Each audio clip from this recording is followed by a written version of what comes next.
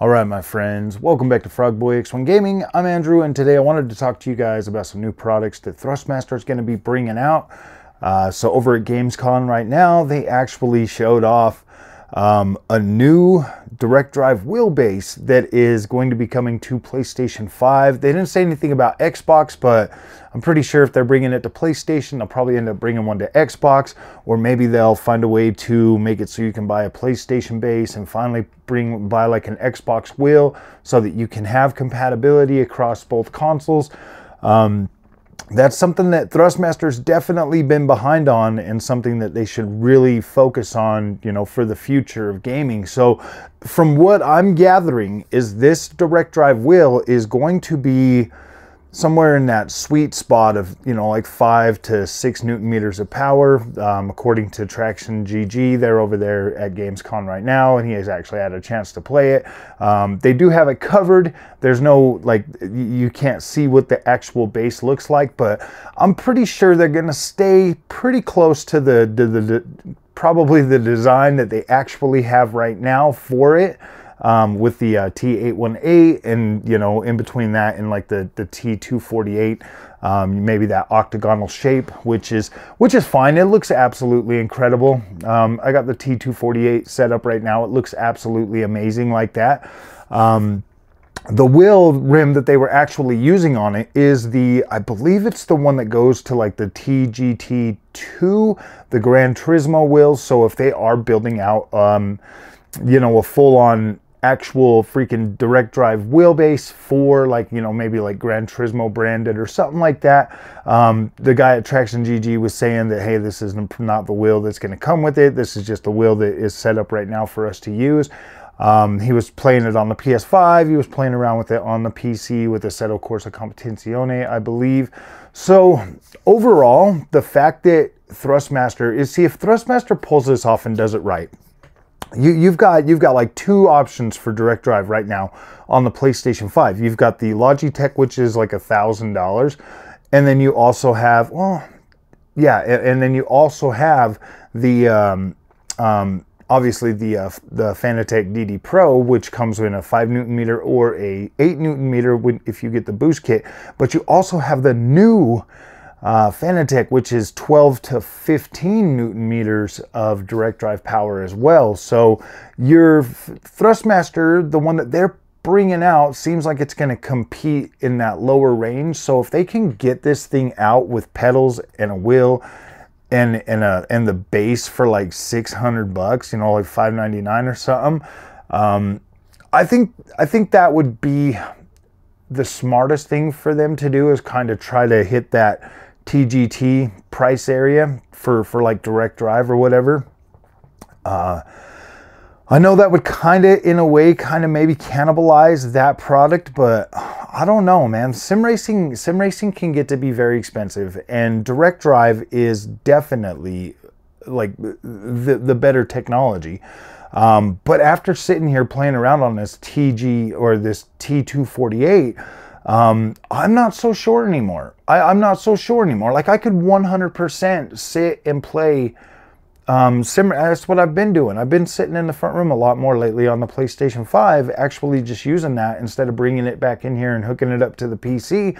I've actually been using it, and and I'm really surprised at just how good that actually feels to be able to play a lot of that. Like, I like that extra feeling that you get from the belt and gear, and still being able to have that 1-to-1, you know, pretty close to that 1-to-1 steering ratio on that thing, because I just like the extra texturized feeling that I get when there's no force feedback actually programmed for it. And I was saying this the other day, like on a direct drive wheel, if there's nothing, it's smooth. It just feels smooth. There's no graininess. There's nothing. There's no other type of feedback. But with the actual, you know, little bit of resistance that you still get because of the belt and the gear, it kind of still gives your brain like that, especially in VR. It's very important for VR for me. Like, I really like that extra granularity that I'm getting out of that. So it's like, whoa, this is pretty cool.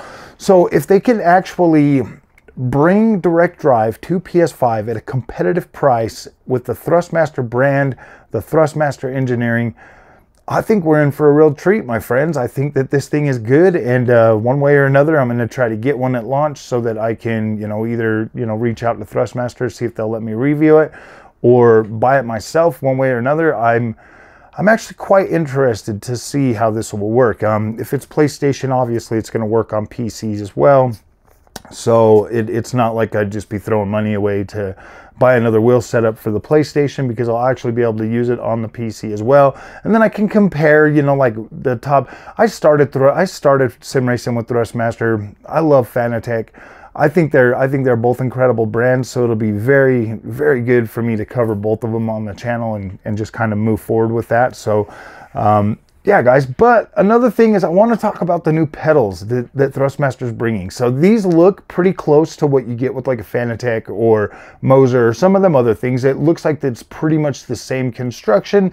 It's got the Hall effect sensors, all of that stuff. So at the end of the day, what they're proposing is being able to bring like upgradable pedal sets. Like they're going to start off, at a very reasonable price, and then you'll be able to add like a brake mod and stuff like that. I mean, I like Fanatec's pedal set that looks like that is pretty competitively priced. I think they're like 80 bucks or something. So, when Thrustmaster brings these out, and then you can get like spring kits for them, you can get like a load cell kit for it. You can build these out and customize them, which looks really, really cool, to be completely honest with you. That's awesome. Like I'm glad to see Thrustmaster like really taking this, to the next step and building out hardware that's actually going to be good for sim racing going forward. Like these are proven technologies that are actually doing very, very well in the sim racing community, but we just need companies like Thrustmaster and Fanatec to be able to make some more affordable stuff, because honestly, guys, you get 100% compatibility with Thrustmaster and Fanatec. So it's incredible to see these companies start making this stuff. I'd like to see Logitech bring something in a little bit more affordable, maybe in that like $600 range, so that, because I kind of feel like $600, 5 Newton meters, $600, full compatibility, that's pretty reasonable for direct drive from a name brand company. For you to get 100% compatibility, I think that's more than fair. Like the direct drive, you see, the thing is with direct drive, like the longevity of these motors and these wheelbases is going to last you significantly longer than some of the older technologies, and you're not going to have degraded performance over time like you would with, say, something like a belt-driven, gear, stuff like that. Like you're gonna have that consistent,